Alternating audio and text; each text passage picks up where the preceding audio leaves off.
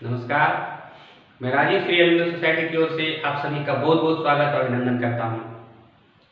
हमारे शिक्षा में सुविधा निवेश नवाचार कार्यक्रम ZIIEI द्वारा संकलित एक रोचक और नवाचार के बारे में आपको बताएंगे।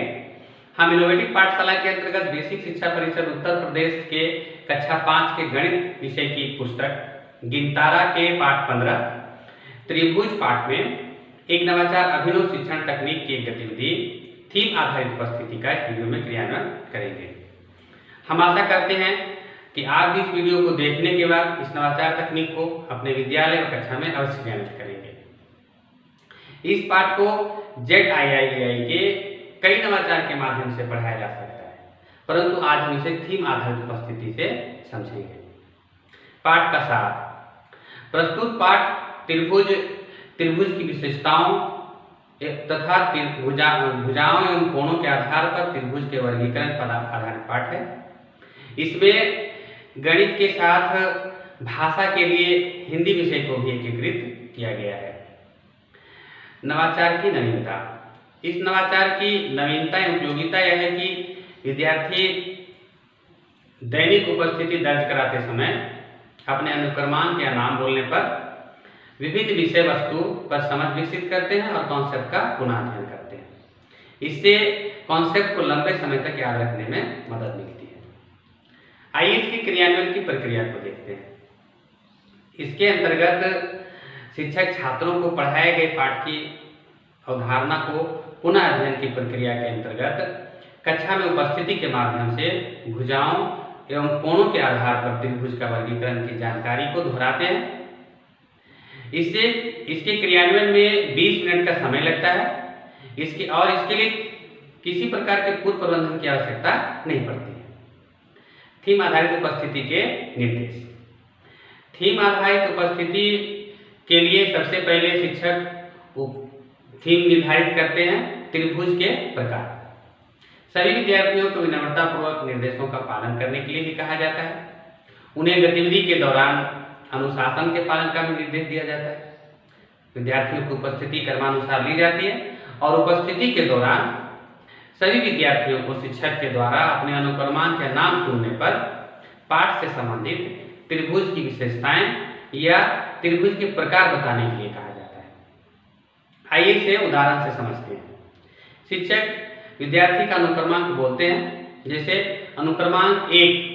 विद्यार्थी अपने स्थान पर खड़ा होता है और बोलता है त्रिभुज के तीनों कोणों का योग 180 डिग्री होता है।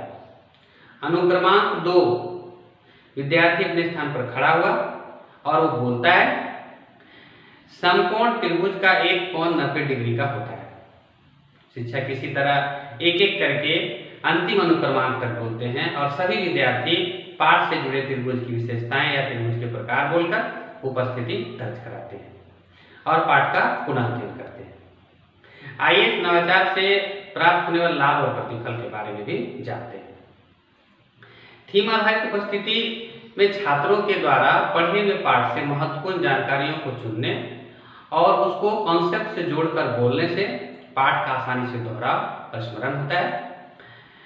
छात्र अपने परिवेश से कोणों तथा आकृतियों की पहचान करना, कोणों को मापना, बनाना तथा कोणों के माप के अनुसार समकोण, न्यूनकोण तथा अधिक कोण में वर्गीकृत करना तथा त्रिभुज की विशेषताएं तथा भुजाओं कोणों के आधार पर त्रिभुज का वर्गीकरण करना सीखते हैं।